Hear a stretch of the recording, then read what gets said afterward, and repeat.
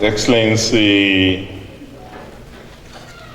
Right Honorable Simon Lalong, Governor of Plateau State and Chairman, Northern Governors Forum of Nigeria, His Excellency Governor Abdurrahman Abdulrazak, Governor of Kwara State, Nigeria, His Excellency Professor Ibrahim Agboola Gambari, the chairman of this important event, Ms. Riva Foster, the co-chair, my co-honoree, Ms. Jacqueline Jennings, Dr. Ugoji Okechukwu Ugoji, Executive Director, African Writers Endowment, and his lovely wife, my darling wife, Her Excellency Erelu Bisi Fayemi, Lady of Ekiti State.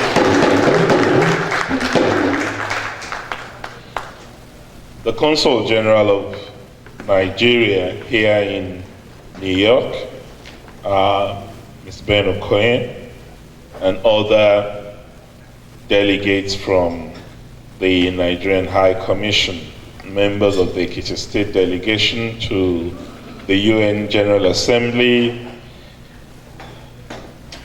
the representatives of the Secretariat of the Nigerian Governors Forum, distinguished ladies and gentlemen, I am really very pleased to make these few remarks on this occasion.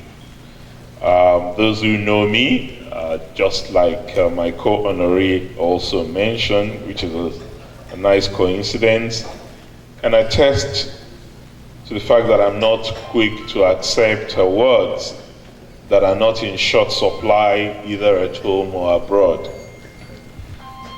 My presence here should therefore be an affirmation that I'm truly honored to receive this award. I'm proud to join the impressive list of other eminent honorees that have similarly been awarded in previous editions of this annual event, as well as Ms. Jacqueline Jennings, who is also being honored today. I personally consider the literary community to be my first constituency. As a writer myself and journalist, every writer is kindred spirit.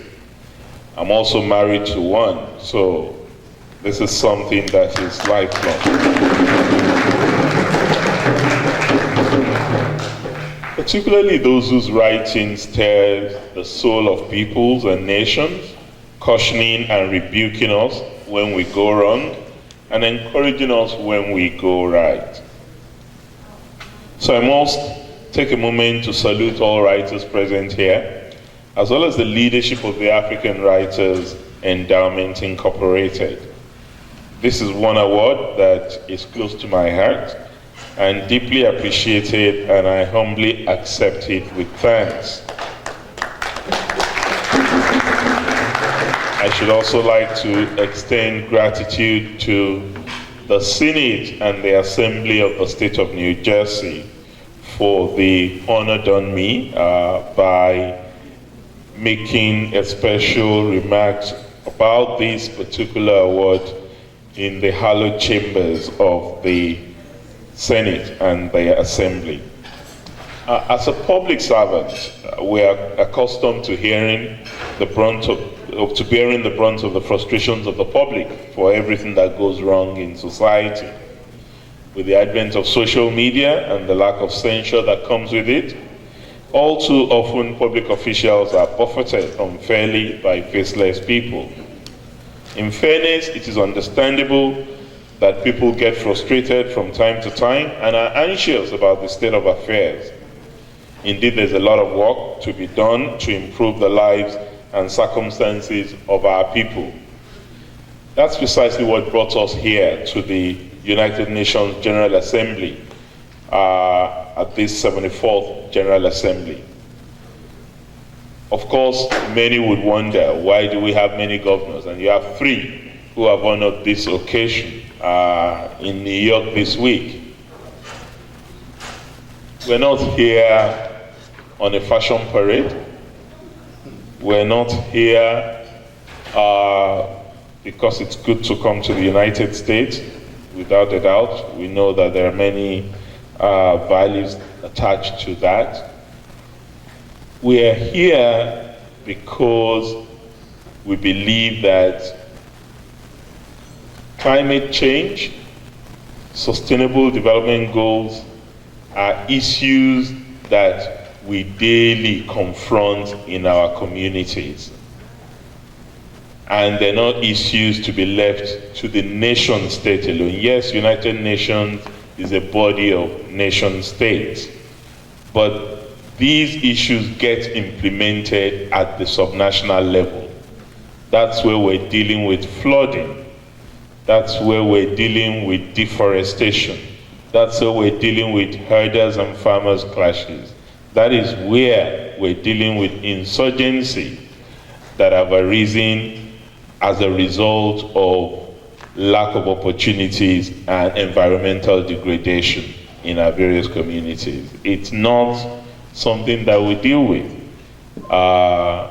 in Abuja, because the federal government of Nigeria does not own land apart from the FCT land that it's invested in it.